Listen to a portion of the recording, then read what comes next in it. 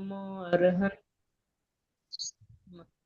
मोक्षमार्गस्य नेतारं वेत्तारं कर्मभूभृतां ज्ञातारं विश्वतत्त्वानां वन्दे तद्गुणलब्धये वन्दे तद्गुणलब्धये। Screen share हो पा रही है?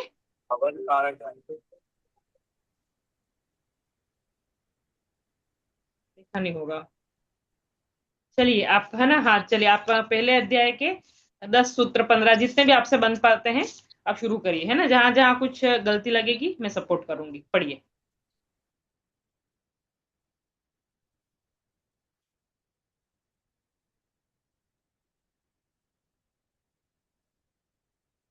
Page number 231।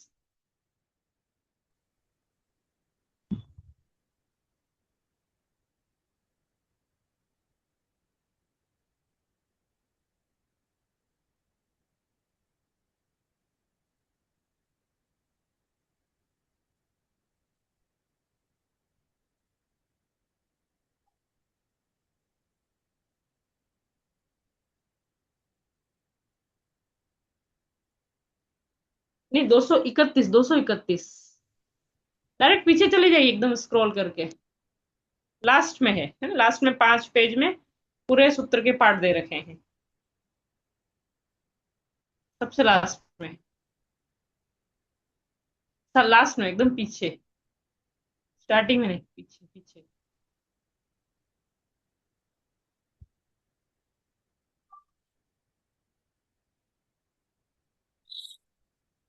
ये 231 में तो ये समितियां हैं ये। नहीं नहीं, समितियां नहीं, और आगे चले जाइए, मेरे पास थोड़ा सा अलग एडिशन होगा। एकदम लास्ट में चले जाइए आप, समितियां 90 अधिकार में है, लास्ट में चले जाइए। तो अच्छा, फिर शायद मैंने जो शेयर किया क्या उसमें पूरा पूरा नहीं है ये? अच्छा पूरा यही है। अच्छा तो फिर जो मैंने, जो पीडीएफ अवेलेबल है उसमें सूत्र पाठ नहीं है, नए एडिशन में सूत्र पाठ दे रखा है, तो फिर मैंने हाँ, पीडीएफ पूरी खोल के नहीं देखी। चलो कोई बात नहीं, मैं दूसरा भेजूंगी कल। चलिए आप ठीक तो है। शुरू कीजिए सर।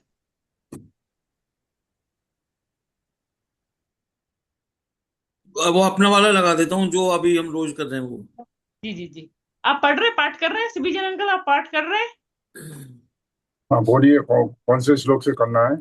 पहले से सूत्र है ना, सूत्र श्लोक में 2 पद का होता है, ये सूत्र कहलाते हैं। पहले सूत्र से शुरू करिए, 10 12 सूत्र पढ़िए।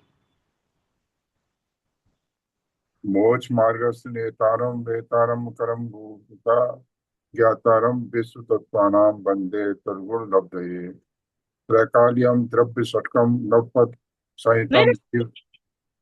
डायरेक्ट पाठ पे जाइए, ये तो मंगलाचरण है। अब पाठ है ना, जैसे सम्यक दर्शन ज्ञान चारित्राणी मोक्ष मार्ग है ये, कि ठीक। वो थोड़ा कठिन पड़ेगा आपको, त्रैकाल्य द्रव्य शतकम। सम्यक दर्शन ज्ञान चारित्राणि मोक्ष मार्ग तत्वात् श्रद्धानम सम्यक दर्शनम तन्निसर्गात् तद्भवा जीवाजी वास्त्र बंधर सोमर निर्जरा मोक्ष मोक्षा स्तुत नाम स्थापना द्रव्य भावत स्तन नाश। सुनो सुनो सुनो सुनो, सुनिए सुनिए। जहां जहां गलती मैं वहीं स्टॉप करके बोलती जाऊंगी, तो ताकि आपको पता चले कहाँ गलती हो रही है, ठीक है। तन्नी, सर्गा, दधिग, माधवा। ठीक है, अब पढ़िए। अन्य सर्गा ददिग माधवा हाँ सही। जीवा जीवास्त्र बंधम संबरम संबर निर्जरा मोक्षा स्ततम सुनो सुनो सुनो सुनो, मोक्षास तत्वम, अब पढ़िए। मोक्षा स्ततम मोक्षास तत्वम। मोक्षास तत्वम हाँ जी, बिल्कुल। नाम स्थापना द्रव्य पढ़ लेती हूँ, थोड़ा भाव कठिन है। मैं पढ़, नाम स्थापना द्रव्य भाव तस तन्यासः, अब पढ़िए। प्रमाण नयर दिगम निर्देश स्वामित्व साधनाधिकरण स्थित विधानता सत्संख्या क्षेत्र स्पर्शन कालांतर भावाल बहुत्व वैश्वस्य मति श्रुतावधि मन पर्याय केवल ज्ञान ज्ञानम नहीं नहीं नहीं, मनः, मनः पर्यय केवलानि ज्ञानम।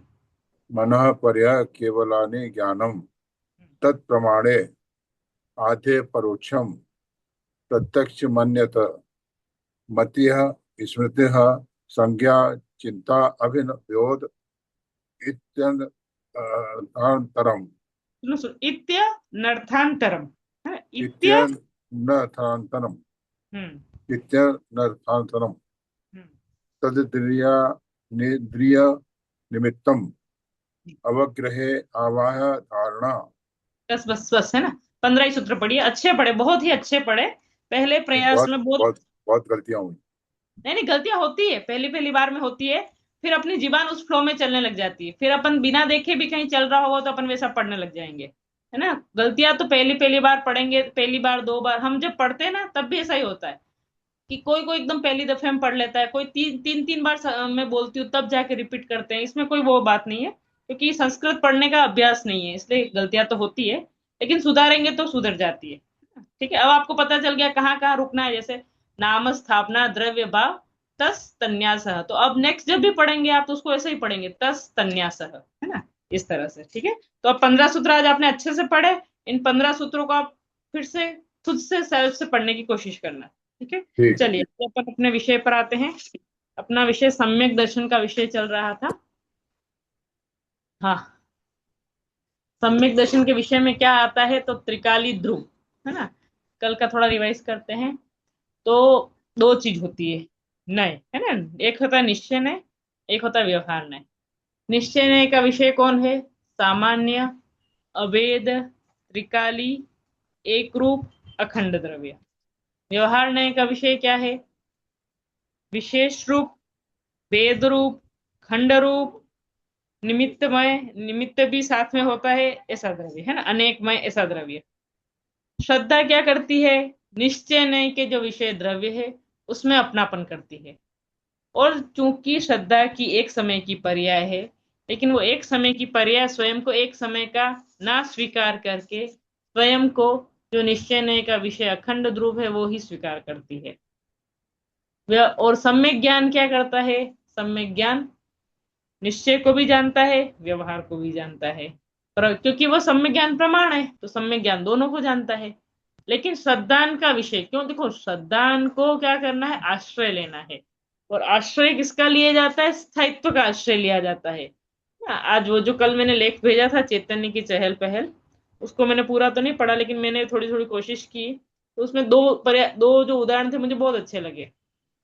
कि जैसे सूत काटने वाली कोई महिला है ना? पहले जमाने में जो रुई से सूत काटते थे ना, तो कोई सूत काटने वाली महिला है, अगर वो धागे पे दृष्टि देगी, धागे तो निकलते जा रहे हैं, अगर वो धागा देखती रहेगी तो उसका सूत बराबर नहीं कतेगा। तो उसकी दृष्टि किस पर होनी चाहिए? उसकी दृष्टि जहां से धागा निकल रहा है उसको कहां पर इनपुट देना है, मतलब उसको क्या करना है? वो लोड करने पड़ते होंगे शायद, कपास के वो जो बड़े बड़े वो आते होंगे, तो वो उसको लोड करना है। तो उसकी दृष्टि तो कपास के खजाने पर है, या फिर जहां पर वो इनपुट कर रहे हैं वहां पर दृष्टि है, तो सूत तो अपने आप निकलेगा। एक उदाहरण। दूसरा उदाहरण ये था कि जैसे एक लड्डू आपने खाया, दो लड्डू खाया, तो आपको तृप्ति मिल गई, आप शांत हो गए।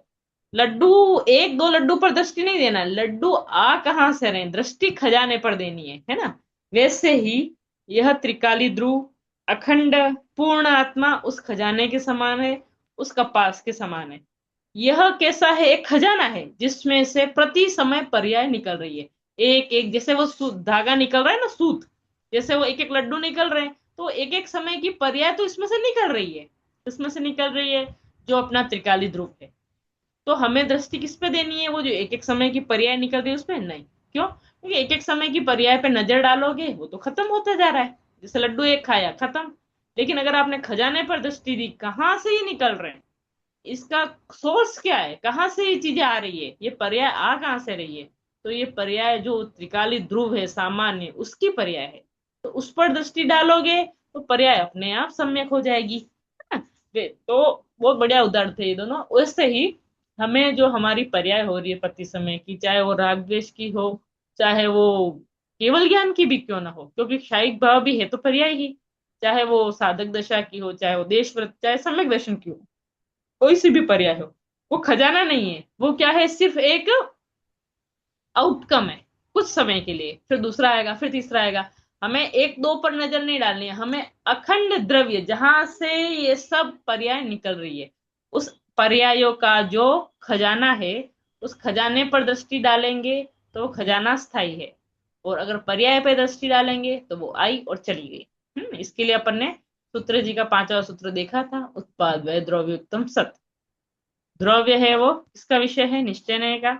उत्पाद व्यय है वो किसका विषय है, व्यवहार नय का। तो हमें व्यवहार नय पर दृष्टि डालेंगे उत्पाद व्यय पर, तो वो तो उत्पन्न होगा और नष्ट हो जाएगा, है ना। तो हमारी दृष्टि आश्रय किसका लेगी, तो आश्रय लेने के लिए हमें ध्रुव, जो द्रव्य है ध्रुव, है ना, जिसमें से पर्याय निकल रही है, उस जैसे समंदर में हमें समंदर पर नजर डालनी है, लहर पर नहीं डालनी है, क्योंकि लहर तो आई और चली गई, तो आई और चली गई तो इसमें परमानेंसी कहाँ रही, है ना। और सुख तो परमानेंसी में होता है। तो इसीलिए हमारी श्रद्धा को यदि स्थायित्व चाहिए, स्थायित्व का सुख चाहिए, निर्विकल्पक सुख चाहिए, तो जो निश्चय का विषय त्रिकाली अखंड ज्ञायक भाव है ना, पूर्ण, उस पर हमें दृष्टि देनी है, वही श्रद्धा का विषय है। ठीक है। और ज्ञान को दोनों को देखना है, पर्याय को भी देखना है, क्योंकि ज्ञान का काम क्या है, सब कुछ जानना। ठीक है। ये अपना हो चुका था, फिर से पढ़ना है, चलिए फिर से पढ़। ज्ञान ये पूरा हो गया था। नीचे नहीं नहीं नहीं नहीं, ये नहीं हुआ नहीं था नहीं, नीचे अभी नहीं हुआ है, नहीं हुआ है ये नीचे। शांति का ऊपर है, ये नहीं हुआ है। नहीं नहीं ये हुआ। भी नहीं हुआ है, ये भी नहीं हुआ है। हाँ हाँ, ये बस मोक्ष का, ये यहीं से चालू करना है अपन को। ठीक है। सम्यक दर्शन का विषय परिपूर्ण द्रव्य है। परिपूर्ण द्रव्य समझ में आ गया, खजाना के जी जो मैंने बात की ना, लड्डू का खजाना, रत्नों का खजाना, है ना। चाहे आप देख लो तो राजस्व खजाना देख लो, है ना। अपनी नजर कहाँ पर है कि कितना अलॉट हो रहा है, रोड बनने के लिए कितना अलॉट हुआ, ब्रिज के लिए कितना हुआ। अपन अगर छोटे छोटे अमाउंट पे नजर डालेंगे तो वो उसमें सब करप्शन चल रहा है। लेकिन जो बड़े बड़े मिनिस्टर है उनकी नजर किस पे है, कितना टैक्स कलेक्ट हुआ, कितना राजस्व का खजाना कितना है। खजाने पे दृष्टि तो निश्चिंत है, नहीं बहुत है अपने पास, पावर है, तो जिसकी दृष्टि खजाने पर रहती है उसको पावर अलग ही रहता है ना। और जिसको छोटा छोटा अमाउंट मिलता रहता है वो मोहताज ही रहता है कि अभी मिल गया, मिलेगा कि नहीं मिलेगा, नेक्स्ट मिलेगा, मिलेगा ही। हालांकि सरकार होती किसके लिए, इन्हीं सब कामों के लिए तो होती है। लेकिन जो कहते हैं ना उत्पाद व्यय, मतलब छोटी छोटी चीजों में ही खुश हो जाते हैं, उन्हें बड़ी चीजें नहीं मिलती है ना। तो हमें एक एक समय की पर्याय में खुश नहीं होना है। तो हमें कौन सा द्रव्य लक्ष्य में लेना है, जो परिपूर्ण द्रव्य है वो लक्ष्य में लेना है। ठीक है। वही मोक्ष का परमार्थ कारण है। कौन, जो परिपूर्ण द्रव्य। परिपूर्ण द्रव्य कौन, जिस द्रव्य में से प्रत्येक समय में पर्याय निकल रही है। पंच महाव्रत आदि या विकल्प को मोक्ष मार्ग कहना बहुत स्थूल व्यवहार है। कल शायद अपने थोड़ा बहुत पढ़ा था, है ना, फिर से पढ़ते हैं। पूरा पैराग्राफ हो गया था अपना, फिर भी पढ़ते हैं कि पंच महाव्रत को मोक्ष मार्ग कहना व्यवहार क्यों है, क्योंकि पंच महाव्रत कैसे हैं, पंच महाव्रत के भाव तो शुभ भाव हैं, और पंच महाव्रत की जो क्रियाएं हैं वो हैं शरीर की क्रियाएं। ठीक है। तो शरीर की क्रियाएं भी मेरी नहीं है, और जो शुभ भाव है वो कैसे हैं, उत्पाद व्यय युक्त है ना। उत्पन्न हुए नष्ट हो गए, आज जो भाव है वो कल नहीं रहेंगे। तो उन भावों पर, क्योंकि वे भाव भी कैसे हैं, पर्याय में है ना। सबसे उत्कृष्ट चर्चा है ये जिनागम की। क्योंकि ये चर्चा अगर कहीं करे तो थोड़ा सा, और किसी को ऐसा भी लग सकता है कि ये बहुत निश्चय नय प्रधान बातें हो गई है, आप ऐसी बातें करोगे तो लोग फिर इन शुभ भाव करेंगे नहीं, शुभ भाव से हटते जाएंगे, शुभ भाव के प्रति उनकी अरुचि हो जाएगी। लेकिन ऐसा नहीं है, देखो सत्य को जानना बहुत जरूरी है ना। सत्य को जानने से कोई हमारा ऐसा नहीं है कि हम स्वच्छंद हो जाएंगे, है ना। जरूर नहीं। और जिसको स्वच्छंद होना हो वो चाहे सत्य को जाने चाहे ना जाने, वो स्वच्छंद तो होगा ही, है ना। उसकी होनहार का कहते हैं ना, गधा अगर मिश्री खाने से मर जाए तो सज्जन पुरुष मिश्री खाना छोड़ थोड़ी देंगे। वैसे ही इतनी उत्कृष्ट और गरिष्ठ चर्चा यदि हम नहीं करेंगे हमें जो मिली है, तो फिर कब करेंगे, अभी नहीं करेंगे तो, है ना। तो जरूरी है कि शुभ भाव को भी मोक्ष मार्ग कहना क्या है, बहुत स्थूल व्यवहार है। और सम्यक दर्शन ज्ञान चारित्र रूप साधक अवस्था को मोक्ष का कारण कहना भी व्यवहार है। वही साधक दशा मतलब क्या हो गया, वही मुनि दशा, केवल ज्ञान दशा, वो सब है ना, वो साधक दशा कहलाती है ना। क्योंकि उस साधक अवस्था का भी जब अभाव होता है तब मोक्ष दशा प्रकट होती है। क्योंकि मोक्ष दशा कौन सी है, साधक दशा मतलब जो नीचे के गुण स्थान है, तो उनके अभाव पूर्वक ही मोक्ष दशा प्रकट होती है। अर्थात वह भी अभाव रूप है, इसीलिए व्यवहार है। बताया था ना कि जो मतलब क्षायिक भाव है उसमें भी कर्मों की अपेक्षा है। कर्म की अपेक्षा क्यों है? क्योंकि कर्मों के नाश होने पर वो दशा प्रकट हुई है, इसीलिए वो भी कैसी है? वो आश्रय करने योग्य नहीं है। तो आश्रय किसका करना है? तो पारिणामिक भाव का, है ना, वो बात यहाँ पे आई है। अभाव रूप है, किनके अभाव रूप है? कर्म के अभाव रूप है, इसीलिए। त्रैकालिक अखंड वस्तु ही मोक्ष का निश्चय कारण है। त्रैकालिक अखंड वस्तु मतलब जिसमें से प्रति समय पर्याय निकल रही है। एक एक समय की पर्याय का जो खजाना है वो त्रैकालिक और अखंड है ना, जिसका कोई भेद नहीं है। पर्याय भले आ रही है जा रही है, लेकिन एक सामान्य सत्ता जिसमें से कायम बनी हुई है। कैसे? वो उदाहरण कल बताया था कि जैसे एक बच्चा है, उसको अब 20 साल बाद देखा तो उसको कहा, अरे तुम तो बहुत बदल गए, है ना, लेकिन मैंने तुमको पहचान लिया। मतलब पहचाना किस नजर से पहचाना? उसकी जो अखंड, उसके अंदर एक अखंडपना चल रहा है।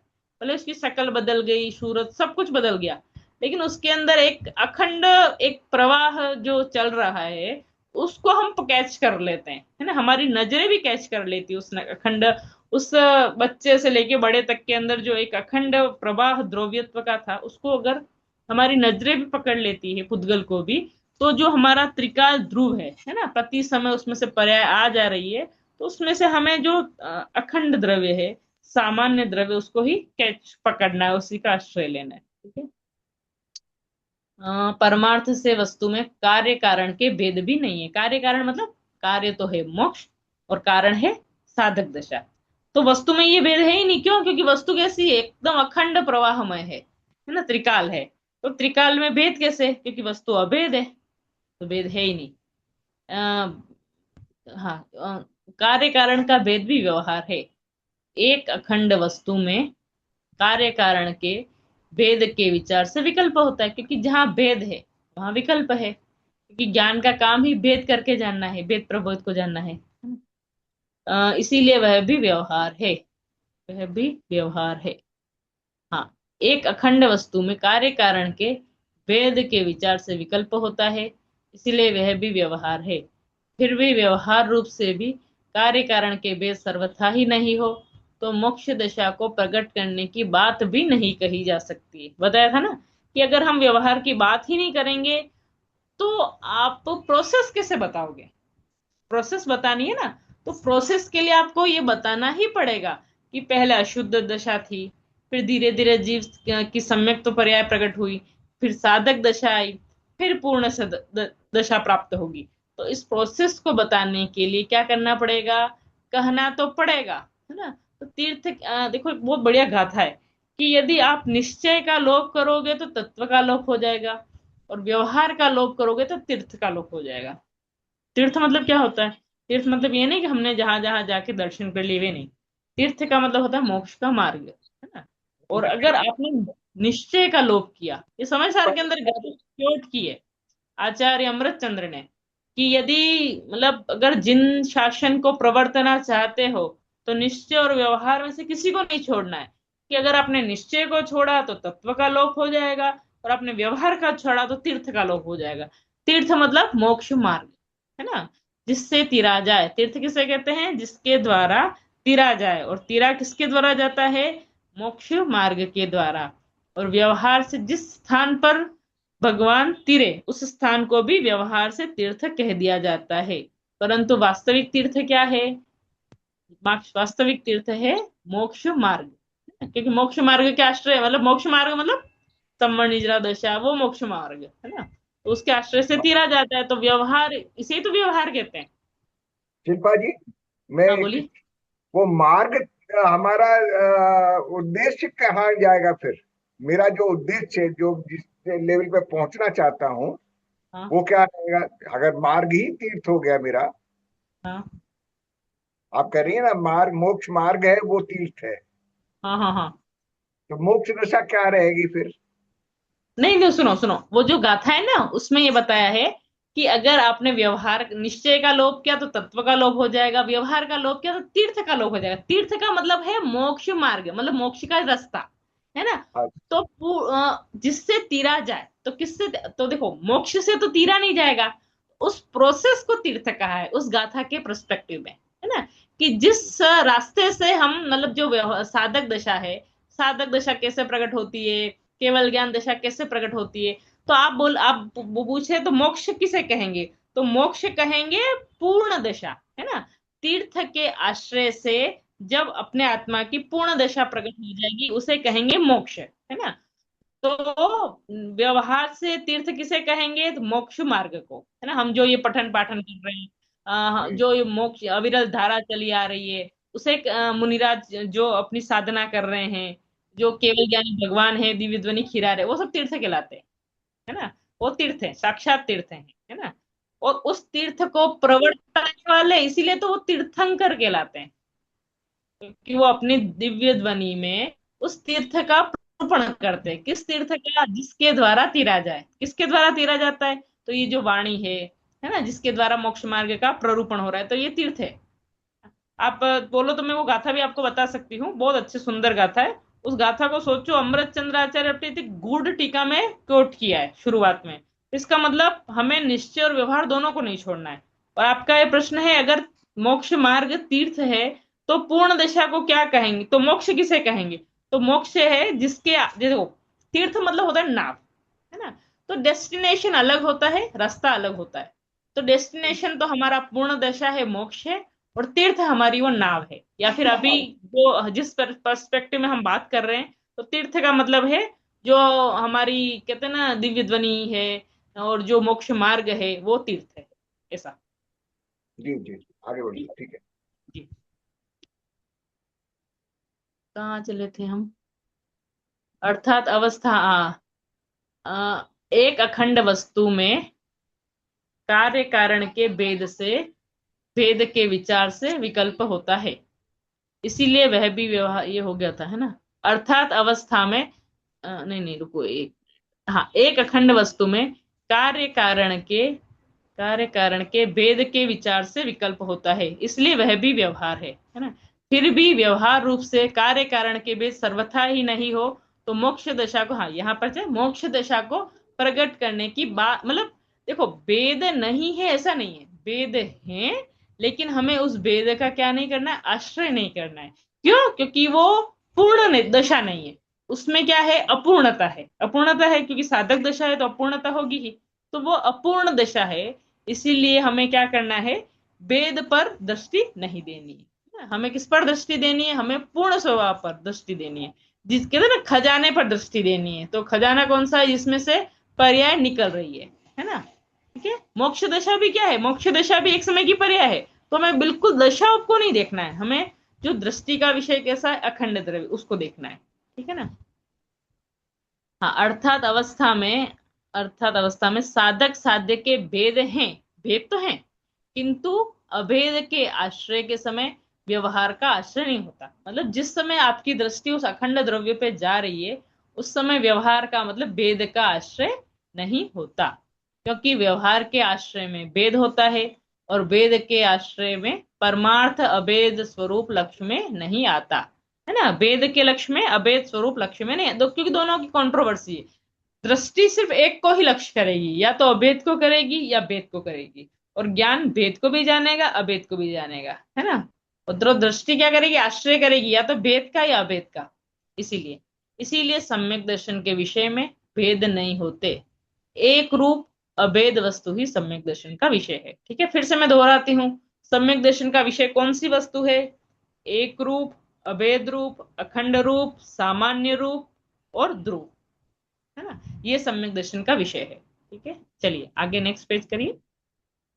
हाँ, सम्यक दर्शन ही शांति का उपाय है। अनादिकाल से आत्मा के अखंड रस को सम्यक दर्शन के द्वारा नहीं जाना है, इसीलिए जीव पर में और विकल्प में रस मान रहा है। रस किसमें मान रहा है, विकल्प में। हमें विकल्पों में ही आनंद लग रहा है ना। किंतु मैं अखंड एक रूप स्वभाव हूं, उसी में मेरा रस है, पर में कहीं मेरा रस नहीं है। इस प्रकार स्वभाव दृष्टि के बल से एक बार सबको नीरस बना दे, तुझे सहजानंद स्वरूप के अमृत रस की अपूर्व शांति का अनुभव प्रकट होगा। इसका उसका उपाय सम्यक दर्शन ही, बस मतलब वही सम्यक दर्शन शांति का उपाय क्यों है, क्योंकि हम यदि एक रूप को लक्ष्य में लेंगे, अखंड रूप को लक्ष्य में लेंगे, तो उसमें निर्विकल्पता है ना, और निर्विकल्पता में सुख है ना, उसमें कोई विकल्प नहीं। हमें ये सोचना नहीं पड़ेगा पर्याय नेक्स्ट का आ रही है ना, प्रति समय पर्याय आ रही है। हमें तो बस अखंड हूं, बस मैं तो स्थायी हूं, मैं स्थायी तत्व हूं बस, है ना। ऐसी स्वभाव का कहते हैं ना, मजबूत एकदम जोर आ जाएगा जिस दिन स्वभाव का, तो उस दिन हमें कहते हैं ना, तीनों लोक में मेरी सत्ता को कोई हिला नहीं सकता, तो एकदम निर्भयपन आ जाता है, निशंकता आ जाती है। कोई मेरी सत्ता को कोई नाश नहीं कर सकता, तो अपना सारा भय निकल जाता है ना, और यही शांति का उपाय है। ठीक है। संसार का अभाव सम्यक दर्शन से ही होता है। अनंत काल से अनंत जीव संसार में परिभ्रमण कर रहे हैं, और अनंत काल में अनंत जीव सम्यक दर्शन के द्वारा पूर्ण स्वरूप की प्रतीति करके मोक्ष को प्राप्त हुए हैं। जीवों ने संसार पक्ष तो अनादिकाल से ग्रहण किया है, किंतु सिद्धों का पक्ष कभी ग्रहण नहीं किया। अब सिद्धों का पक्ष ग्रहण करके अपने सिद्ध स्वरूप को जानकर संसार का अभाव करने का अवसर पाया है। बहुत मतलब ये मार्मिक बातें हैं, मतलब ये एक प्रेरणा है। देखो अभी तक तो मतलब ज्ञान परक बातें आई थी, है ना, कि दृष्टि का विषय कैसा होता है, निश्चय का विषय क्या है, ये सब ज्ञान परक। अब प्रेरणादायी वचन है, प्रेरणा, क्योंकि अंत आ गया ना। दौलत राम जी की भी यही शैली है। दौलत राम जी ने अपनी छह डाला में हर डाल के अंत में, दौल समझ सुन चेत सयाने काल वृथा मत खोवे, यह नर भव फिल्म मिलन कठिन है जो सम्यक नहीं होवे, हर डाल के अंत में बहुत सुंदर सुंदर ऐसे प्रेरणा वाक्य दिए, है ना। मतलब जिससे अपन को मोटिवेशन आए, कि अपने अंदर एक उत्साह जागृत हो, कि अगर इस भाव में हमने अपना कल्याण नहीं किया, अपनी श्रद्धा सम्यक नहीं की, तो ये मनुष्य पर वास्तव में बहुत दुर्लभ है। क्यों, अपन अपने आसपास ही देखें, अरे अभी चतुर्मास के टाइम पे तो अपन देखें तो अपनी तो इतना आंखें एकदम खुल जाती है कि कितने जीव भरे पड़े इस संसार में, और देखकर लगता है कि इतने सब जीव हैं, इनमें से हमने पता नहीं जाने कौन से पुण्य किए, कौन सा हमारा पुण्य फला, तो हमें ये मनुष्य पर है, इसमें सत समागम, जिनेन्द्र देव के वचन, देव शास्त्र गुरु की समागम, ये इतने कितना कितनी सीढ़ियां पार होगी, और कितने जन्मों का पुण्य मिलकर फटा होगा हमारे, तो हमें ऐसी बातें मिल रही है ना। और अब अगर हम नहीं चेते तो फिर हम कब चेतेंगे, है ना। तो संसार का अभाव सम्यक दर्शन से ही होता है।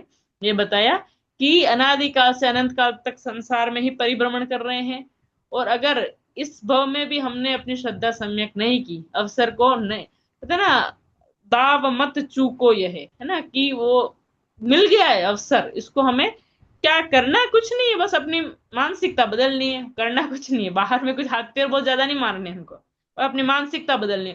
कहते ना, मन के जीते जीत हैं और मन के हारे हार, मतलब मन इतना सबसे अपना स्ट्रांग होता है, अपने पास सबसे बड़ी शक्ति मन की शक्ति होती है। अगर कितनी भी बड़ी प्रतिकूलता हो, लेकिन अपना मन अगर स्ट्रांग होता है ना, तो अपन उससे पार पड़ जाते हैं। लेकिन अगर अपन मन से दुखी हो जाते हैं, तो छोटी छोटी चीजें भी अपन को प्रभावित करने लग जाती है ना। तो सब खेल मन का ही है। तो हमें जो अपना ये काम करना है सम्यक दर्शन का, श्रद्धा को सम्यक करना है, तो ये मन के द्वारा ही हमें अपने विचारों में, जीवन में थोड़ी सी ये तत्व ज्ञान को क्या करना है, बार बार चिंतन करना है। ठीक है। और उसका हाँ, इस सिद्ध स्वरूप को जानकर संसार का अभाव करने का अवसर आया है, और उसका उपाय एकमात्र सम्यक दर्शन ही है ना। सम्यक दर्शन के सिवाय कोई भी संसार से तिरने की सीढ़ी नहीं। ठीक है। एक एक परिशिष्ट कंप्लीट होते जा रहे हैं, है ना। हाँ ठीक है, परिशिष्ट है तीन चार, परिशिष्ट तीसरा परिशिष्ट आया, है ना। हाँ, प्रथम अध्याय के दो परिशिष्ट कंप्लीट हुआ, अब तीसरा आया। जिज्ञासु को धर्म किस प्रकार करना चाहिए। जो जीव जिज्ञासु होकर स्वभाव को समझना चाहता है, वह अपने सुख को प्राप्त प्रगट अनुभवन रूप करना चाहता है और दुख को दूर करना चाहता है, तो सुख अपना नित्य स्वभाव है, और वर्तमान में जो दुख है सो क्षणिक है, इसीलिए वह दूर हो सकता है, और वर्तमान दुख अवस्था को दूर करके स्वयं सुख स्वरूप अवस्था को प्रकट कर सकता है। इतना तो सत को समझना चाहता है, उसने स्वीकार ही कर लिया है। आत्मा को अपने भाव में अपूर्व तत्व विचार पूर्वक पुरुषार्थ करके विकार रहित स्वरूप का निर्णय करना चाहिए, है ना। प्रेरणा अब है ना। ठीक है। वर्तमान विकार के होने पर भी विकार रहित स्वभाव की श्रद्धा की जा सकती है, अर्थात वह विकार और दुख मेरा स्वरूप नहीं है, ऐसा निश्चय हो सकता है। देखो, मैं निरोगी हूं, हो सकता हूं, है ना, ऐसा निर्णय कब करना होगा? रोग के काल में। जैसे मुझे कोई बीमारी लगी, लेकिन अभी ये जो बीमारी है इसको मुझे दूर करना है ना, तो ये अंदर से श्रद्धा किस काल में जागृत हो सकता है? निरोगी होकर नहीं, रोग के काल में। वैसे ही अभी हम संसारी हैं, हम दुखी हैं, है ना, और विकार सहित हैं। इस विकार के काल में ही हमको ये निर्णय करना है कि ये जो विकार है ये दूर हो सकता है। और ये विकार मुझे क्या कर रहा है अभी, जो हैरान कर रहा है, तो इनसे मुझे, इसमें रमना जमना नहीं है, इनसे मुझे दुख होता है। तो ये मेरे भाव है ही नहीं, ये किसी और के भाव है, कर्म जनित है ना। और मुझे इन विकारों को दूर करके अपनी आत्मा को शुद्ध करना है। तो निर्णय कौन सी दशा में होगा? निर्विकारी दशा में नहीं, ये दशा विकार रहते ही हो सकता है। दुखी दशा में ही कहते हैं ना, जब बच्चा स्ट्रगल करता है पढ़ाई को, जब उसका स्ट्रगलिंग फेज होता है, जब वो टॉप करता है, तब उसको कितना डेडिकेशन होता है कि बस मुझे तो कुछ करना है, मुझे कुछ बन के दिखाना है ना। तो वैसे ही अभी जब हम इसी स्टेज में हैं कि अभी हम दुखी हैं, हम छोटी छोटी बातों में दुखी हो जाते हैं, बहुत सारी प्रतिकूलता आती रहती है। तो इन दुखों के काल में ही विकार हमें दुखी करते हैं। विकार मतलब जैसे क्रोध आ गया, हमें हमें किसी बात को खेद हो गया, हमें किसी ने कुछ कह दिया तो मन पे कुछ लग गया, हमने जो चाहा वो हुआ नहीं। बहुत तरह की लिस्ट बनानी चाहिए हमें तो, है ना, हमें एक जर्नलिंग करनी चाहिए, तो लिस्ट बनानी चाहिए, आज मैं किन किन बातों से दुखी हुआ, आज मुझे किन किन चीजों ने दुखी किया। और फिर साथ में एक साइड में बनाना चाहिए कि इस दुख को मैं कैसे दूर कर सकता हूँ, मेरा मेंटल स्टेट कैसा हो जाए तो वो उस दुख को मैं ओवरकम करूं, है ना। तो ऐसा थोड़ा थोड़ा अपना चिंतन चलेगा, है ना। तो दुख के काल में ही दुख को दूर करने का उपाय हो सक हो सकता है, ऐसा निश्चय किया जा सकता है। ठीक है। पात्र जीव का लक्ष्य, जिज्ञासु जीवों को स्वरूप का निर्णय करने के लिए शास्त्रों में शास्त्रों में पहले पहले ही ज्ञान क्रिया बतलाई है ना। सबसे पहले पहले में पहले क्या करना पड़ेगा? हमें ज्ञान करना होगा, है ना, कि दुखी होने का क्या कारण है, दुख हो रहा है उसका कारण क्या है ना, स्वरूप क्या होता है आखिर। तो मतलब हमें समझना, सबसे फर्स्ट से समझना ही होगा। समझे बिना किसी भी चीज को आप कोई भी काम नहीं कर सकते दुनिया का। छोटे से छोटा भी काम होगा ना, बच्चा भी, उसको आप भी सिखाओगे तो उसको समझना पड़ेगा कि हमें पेंसिल को कैसे पकड़ना है, उसका स्ट्रक्चर कैसे बनाना है। तो हर काम के लिए सबसे पहला स्टेप ही समझ होता है। तो सबसे पहला स्टेप क्या है? ज्ञान क्रिया। ठीक है। स्वरूप का निर्णय करने के लिए दूसरा कोई दान, पूजा, भक्ति, व्रत, तपादि करने को नहीं कहा है, किंतु शुद्ध ज्ञान से ज्ञान स्वरूप आत्मा का निर्णय करने को ही कहा है। वो गुरु, कुदेव और कुशास्त्र की ओर का आदर और उस ओर का झुकाव तो हट ही जाना चाहिए, तथा विषयादि पर वस्तु में से सुख बुद्धि दूर हो जानी चाहिए। सब ओर से रुचि हटकर अपनी ओर रुचि डलनी चाहिए, और देव शास्त्र गुरु को यथार्थतया पहचान कर उस ओर आदर करे। और और यह सब यदि स्वभाव के लक्ष्य से हुआ हो तो उस जीव की पात्रता हुई कहलाती है। देखो, पात्रता का लक्षण बताया, क्या क्या होना चाहिए? तो सबसे पहले शुद्ध ज्ञान का अवलंबन होना चाहिए, फिर गुरु कुदेव कुशास्त्र की ओर से दृष्टि हट जानी चाहिए, देव शास्त्र गुरु की पहचान होनी चाहिए, यथार्थ पहचान होनी चाहिए, है ना। और क्या होना चाहिए? उनका आदर होना चाहिए, देव शास्त्र गुरु का बहुमान होना चाहिए, है ना। और स्वभाव की ओर डलना, मतलब अपना स्वभाव ही अपना, कहते हैं ना, इसी के आश्रय से हमें हमारा पूर्ण सुख प्रकट होगा। तो स्वभाव का भी आदर आना चाहिए। ठीक है। ऐसा नहीं कि हर समय, बहुत से लोग हर समय रोते ही रहते हैं, हमारे भाव अच्छे नहीं होते, हम कैसे करें, हमारा ज्ञान कमजोर है, ऐसा मतलब खुद को ही कहते हैं ना, बहुत डिवेल्युएट करते रहते हैं, है ना। तो खुद को डिवेल्युएट करना ही नहीं है, खुद को अपने स्वभाव के आश्रय से, हमारे पास वो पूंजी मौजूद है जिसके दम से हम मोक्ष का व्यापार कर सकते हैं ना, मोक्ष की पर्याय मेरे अंदर से प्रकट होगी। इससे अपने स्वभाव का बल लाना चाहिए। हाँ, ठीक है। कहाँ और क्या है? इतनी पात्रता तो अभी सम्यक दर्शन का मूल का, एक मिनट रुको, आगे बढ़ में, हाँ। और यह सब यदि स्वभाव के लक्ष्य से हुआ हो तो उस जीव की पात्रता हुई कहलाती है।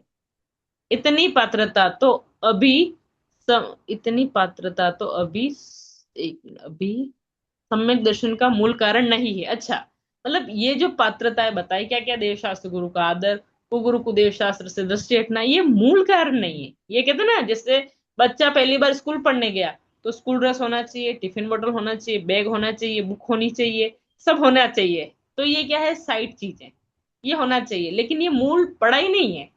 पढ़ाई कौन सी एक्चुअल, जो वो वहां जाके लर्न करेगा, जो सीखेगा, वो एक्चुअल पढ़ाई है ना। लेकिन तामझाम भी होने चाहिए। तो ये सब जो चीजें हैं, तो गुरु कुदेव को हटा दो, स्वभाव का थोड़ा सा बल ले आओ, ये सब है ना। तो ये क्या है, मूल कारण तो नहीं है, लेकिन साथ में होते जरूर है।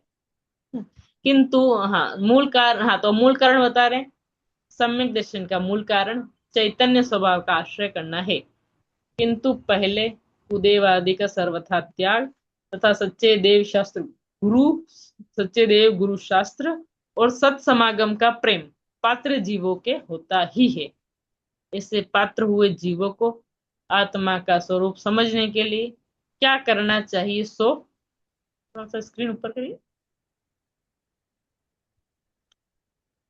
सो यहाँ स्पष्ट बताया है ना, अभी बताया कि सम्यक दर्शन का क्या उपाय है। ज्ञानियों के द्वारा बताई गई क्रिया। देखो, ऊपर की चीज जो बताई थी, गुरु कुदेव के प्रति, मतलब उनका अनादर नहीं करना है, लेकिन उनके प्रति झुकाव नहीं होना चाहिए उनका, है ना। तो और मूल कारण क्या है, तो सत्समागम भी होना चाहिए, और परिणामों में मंदता होनी चाहिए, और सुख प्राप्ति की एक धगस होनी चाहिए, है ना। बहुत सी चीजें हैं, ठीक है। चलिए आगे आते हैं, अपन पढ़ते हैं सम्यक दर्शन के उपाय के लिए ज्ञानियों के द्वारा बताई गई क्रिया। देखो, ये जो ये लिखा है ना, ये शायद समय सार की गाथा या की टीका है ना। पढ़ती हूँ मैं, फिर पता चल जाएगा अपन को। पहले शुद्ध ज्ञान के अवलंबन से ज्ञान स्वभाव आत्मा का निश्चय करके, फिर आत्मा की प्रगट प्रसिद्धि के लिए पर पदार्थ की प्रसिद्धि के कारण जो इंद्रियों के द्वारा और मन के द्वारा प्रवर्तमान बुद्धियां हैं, उन्हें मर्यादा में लाकर, ये गाथा की टीका है समय सार की, शायद 144वीं गाथा की टीका है। ये आचार्य अमृतचंद्र के शब्द हैं। देखो, इस जो ये ग्रंथ है ना, इस ग्रंथ में बहुत सी चीजें का, मतलब कहते हैं ना, अनेक ग्रंथों का सार है ये, ठीक है। तो अपन अपन को लग रहा है ये टीका है, लेकिन ये टीका नहीं, ये समय सार का सार है ना। समय सार में सबसे मार्मिक जो टीका है उसमें से एक है ये। अब पूरा इसका खुलासा करेंगे, अब एक बार थोड़ा रीडिंग कर लेते हैं पूरी टीका को। मन, हाँ, अब पर पदार्थ की प्रसिद्धि के कारण जो इंद्रियों के द्वारा और मन के द्वारा प्रवर्तमान बुद्धियां हैं, उन्हें मर्यादा में लाकर जिसने मति ज्ञान तत्व को आत्मसम्मुख किया है, ऐसा, तथा नाना प्रकार के पक्षों के अवलंबन आलंबन से होने वाले अनेक विकल्पों के द्वारा आकुलता को उत्पन्न करने वाली शुद्ध ज्ञान की बुद्धियों को भी मां मर्यादा में लाकर शुद्ध ज्ञान तत्व को भी आत्म सम्मुख करता हुआ, अत्यंत विकल्प रहित होकर तत्काल परमात्मा स्वरूप आत्मा को जब आत्मा अनुभव करता है, उसी समय आत्मा सम्यकता दिखाई देता है। अर्थात श्रद्ध, अर्थात एक मिनट, हाँ, उन्हें मर्यादा में लाकर जिसने मति ज्ञान तत्व को आत्म सम्मुख किया है। देखो नीचे लिखा है ना, समय सार गाथा 144 की टीका, क्योंकि मुझे ध्यान है जहां तक सबसे पहले शुद्ध ज्ञान, वो पूरी वहां से शुरू होती है, ठीक है। पढ़ते हैं पूरा, फिर इसका अच्छे से खुलासा करते हैं।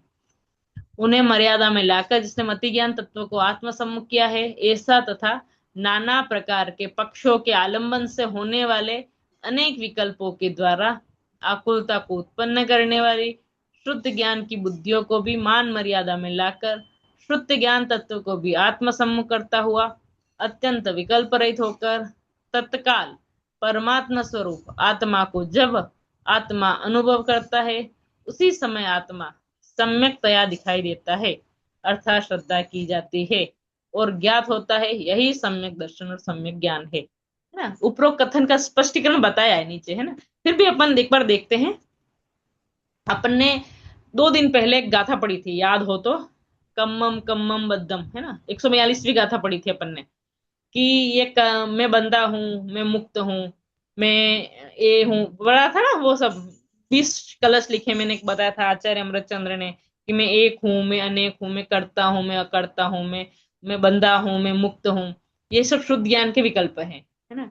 और ये सब पक्षपात है, तो पक्षपात से रहित, है ना, इन अनेक विकल्पों को भी छोड़कर, है ना, पक्षातिक्रांत का निर्णय, पक्षातिक्रांत मतलब निश्चय और व्यवहार से भी पार, जो एक तत्व का ही अवलंबन लेते हैं, उन्हें ही क्या प्रकट होता है, निर्विकल्प दिशा प्रकट होती है ना। तो उसी का कंटिन्यू करते हुए कि सर्वप्रथम क्या करना है, शुद्ध ज्ञान के आलम्बन से ज्ञान स्वभाव आत्मा का निश्चय करके।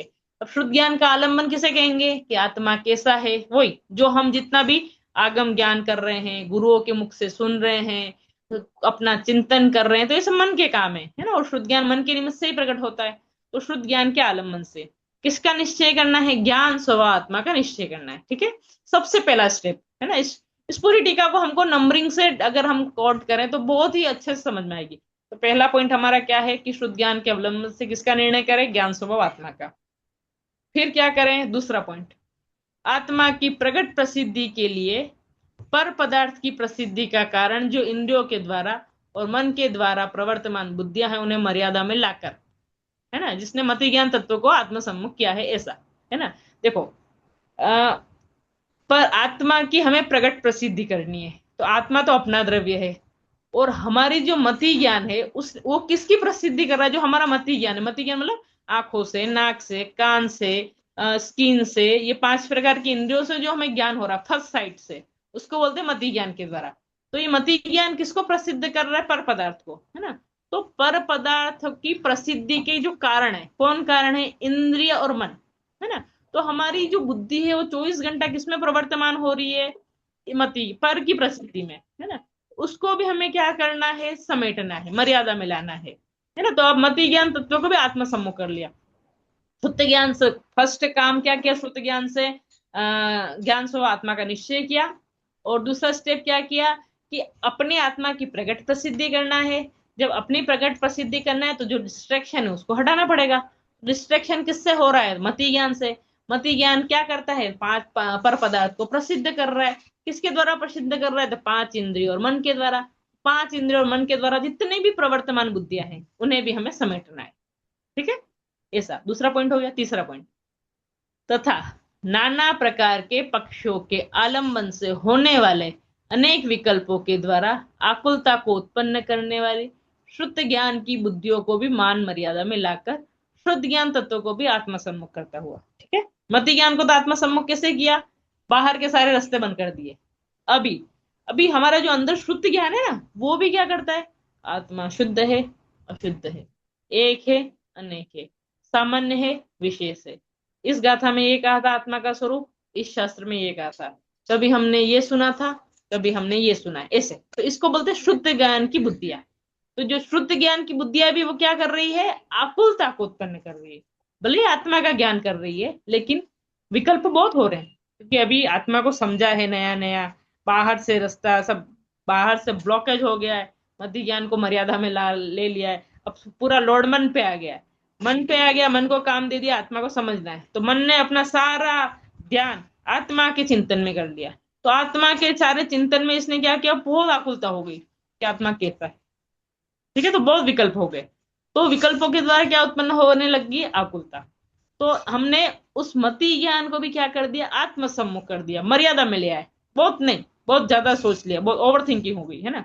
अभी उसको भी, शुद्ध ज्ञान को भी हमने क्या कर दिया, मर्यादा में ले आए। ठीक है, तीसरा पॉइंट। चौथा, हाँ, अत्यंत विकल्प रहित होकर तत्काल परमात्मा स्वरूप आत्मा को जब अनुभव करता है उसी समय आत्मा सम्यक दिखाई देता है। बस पहले तो हमने शुद्ध ज्ञान के आलंबन से आत्मा का निश्चय किया, फिर जो पर की प्रसिद्धि के कारणभूत मति ज्ञान है उसको मर्यादा में लाए, और तीसरा स्टेप हमने लिया जो शुद्ध ज्ञान में जो आत्म संबंधी विकल्प बहुत उठ रहे हैं उसके कारण आकुलता हो रही है, उस शुद्ध ज्ञान तत्व को भी किसके ले आए, उसको भी मान मर्यादा में ले आए। और लास्ट स्टेप क्या बचा, निर्विकल्पक होकर जो निश्चय का विषय आत्म तत्व है, अखंड विकल्प रहित अभेद, उसको लक्ष्य में लिया, अनुभव लिया।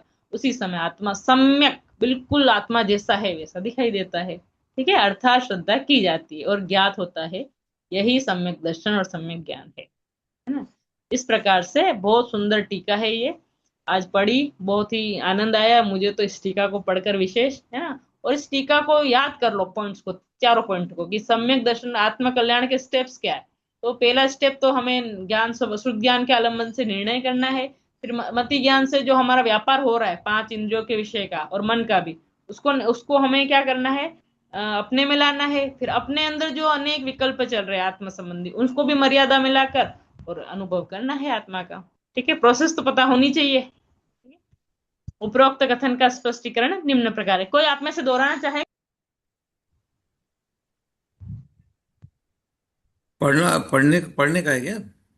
नहीं नहीं, दोहराना चाहेगा? जो अभी अपन ने प्रोसेस पूरा पढ़ा ना, पहले मती मतलब 3 स्टेप बताई, है ना, चौथी स्टेप में आत्मा का अनुभव हो गया। थोड़ा सा रिपीट होगा, कोई भी करेगा तो अच्छा लगेगा, है ना, थोड़ा सा सबको याद हो जाएगा। नहीं मतलब समझ तो आया पहले समझ ये। आया? हाँ, कोई शुद्ध बात ज्ञान नहीं, के समझ आरंभन आया। से ज्ञान स्वभाव आत्मा का निश्चय करके, मतलब पहला point। हाँ दूसरा पहला हो point। गया। दूसरा गुरुत्व हो गया आपके पांचों जो अपनी इंद्रियां हैं उनको कंट्रोल करके बहुत अपने अच्छा। मन मन में उनको अपने अपने उसमें लाना, काबू में लाना है। ठीक जी है ना? जी, दूसरा दूसरा। ठीक है। ठीक है, फिर नाना पक्ष के और विकल्प आकुलता से उत्पन्न होने वाली शुद्ध, अच्छा शुद्ध ज्ञान, हाँ शुद्ध ज्ञान में तो वो अपनी इंद्रियां ही हो गई, बुद्धियों में हम्म। हो गई। फिर ज्ञान में जो शुद्ध ज्ञान। आत्मा के विकल्प हम्म। चल रहे हैं, तीसरे हम्म। पॉइंट पे क्या था? शुद्ध ज्ञान में जो आत्मा के अनेक विकल्प चल रहे हैं, उनको भी हाँ, मर्यादा में। उसमें भी, क्योंकि वो, क्योंकि उसमें उसमें भी निश्चय और व्यवहार से बहुत कंफ्यूजन रहता है, तो उनको दोनों को एक करके आगे बढ़ना है। और वही अपना सम्यक दर्शन और सम्यक ज्ञान वहीं आपको हो जाता है। तो जब ये सही चीजें, सारी चीजें कंट्रोल में आ जाती हैं, तो यही सम्यक ज्ञान और सम्यक दर्शन और सम्यक ज्ञान है। जी जी, बहुत अच्छा, है ना। आपने कहा है, लेकिन मैं सोच रहा हूँ एक पॉइंट भूल गए इसमें कौन सा? जो है। इंद्रियों के ज्ञान को आत्मसम्मुख करने की बात है। अब मीन्स हाँ मेरे हाँ। को उस तरह से बोलना है आत्मसम्मुख। ये सही है, जी मर्यादा में जाना है, लेकिन हाँ। आत्मसम्मुख भी करना है। हाँ जी जी बिल्कुल। बिल्कुल, है ना, बिल्कुल सही, मर्यादा में लाके। क्योंकि देखो, पॉइंट जो उसकी शुरुआत ही ऐसे हुई थी कि आत्मा को प्रगट प्रसिद्धि के लिए पर पदार्थ की प्रसिद्धि को कंट्रोल में लाना है, पर को कंट्रोल में लाना, फिर क्या करना है, आत्मा की प्रसिद्धि करना है उनके द्वारा, है ना। तो आत्म सन्मुख करेंगे तो ही तो आत्मा की प्रसिद्धि होगी। ठीक है, तो अपना ये दूसरा पॉइंट, बहुत अच्छा कोशिश की। ठीक है, इस तरह से देखो, मैं बोल लेती हूँ तो सुनने में, और जब आप खुद से कोशिश करेंगे तो वो आपको ज्यादा याद होगा, है ना, और बिल्कुल आपका सही। चिंतन नीचे चलेगा, है ना। तो सब पार्टिसिपेट करें, कोशिश करें थोड़ा थोड़ा बोलने की। तो देखो, मैंने बोला वो मुझे लगेगा, आप बोल, आप खाओगे आपको लगेगा, है ना। तो अपना अपना शिल्पा कितना। जी, मैंने देर से ज्वाइन किया, जरा एक बार ये वाले पॉइंट्स एक बार आप रिपीट कर देंगे क्या? हाँ, हाँ मैंने बिल्कुल। भी देर से ज्वाइन किया, हम्म। तो मेरे को भी एक बार सुनना है। जी जी बिल्कुल, है ना। देखो, ये अभी पूरा और डिटेल में आएगा स्पष्टीकरण, लेकिन एक बार फिर से मैं जो अभी 4 पॉइंट अपन ने पढ़े, समय सार की गाथा 144 की टीका, है ना, उसको 4 पॉइंट में फिर से दोहराती हूँ। ठीक है, इसमें होता है ना, सम्यक दर्शन के उपाय के लिए ज्ञानियों के द्वारा बताई गई क्रिया। नहीं, इसमें ज्ञानी कौन है, मतलब किन्होंने बताई है? अनादिकाल से ज्ञानी जो परंपरा से चले आ रहे हैं। लेकिन ये जो टीका है, ये आचार्य अमृत चंद्र ने लिखी है ना। अमृत, देखो, समय सार की गाथा जो 144 है, वो तो कुंद कुंद आचार्य लिख के चले गए, लेकिन उनके 1000 साल बाद आचार्य अमृत चंद्र ने टीका लिखी। तो ये सबसे क्रीम टीका है पूरे समय सार की। तो उन्होंने उसमें सम्यक तो प्राप्ति की विधि बताई है ना। तो पहली स्टेप क्या है कि शुद्ध ज्ञान के अवलंबन से, तो शुद्ध ज्ञान में क्या क्या आएगा? आगम का सेवन, युक्ति का अवलंबन, गुरु का उपदेश, है ना, ये सब। ठीक है, तो बहुत से शुद्ध ज्ञान के जो भी साधन है ना, जिसके द्वारा, जिन जिन के द्वारा हमें ज्ञान प्राप्त होता है। तो शुद्ध ज्ञान के अवलंबन से किसका निश्चय करना है? तो ज्ञान स्वभाव आत्मा का निश्चय करना है। ठीक है, ये पहला पॉइंट। तो हमें सबसे फर्स्ट ऑफ ऑल हमें निश्चय करना है किसका? ज्ञान स्वभाव आत्मा का। और किसके अवलंबन से? शुद्ध ज्ञान के। ठीक है, अभी निश्चय करने के बाद कि हमें किसे प्रकट करना है, किसके आश्रय से हमारा मोक्ष पर्याय होगा, मोक्ष प्रकट होगा, तो हमें पहले तो ज्ञान स्वभाव आत्मा का निश्चय करना है, मैं ही वो ज्ञान स्वभाव आत्मा हूं। ठीक है, अब हमें अपने आत्मा की प्रसिद्धि करनी है ना। तो आत्मा की प्रसिद्धि के लिए प्रगट प्रसिद्धि करनी है। देखो, शास्त्र के द्वारा तो हमने प्रसिद्धि देख ली कि शास्त्र में ये बताए, लेकिन अपने आत्मा की प्रगट प्रसिद्धि के लिए हमें क्या करना है? तो जो हमारा जो उपयोग है वो चौबीसों घंटा किसमें व्यापार चल रहा है हमारा?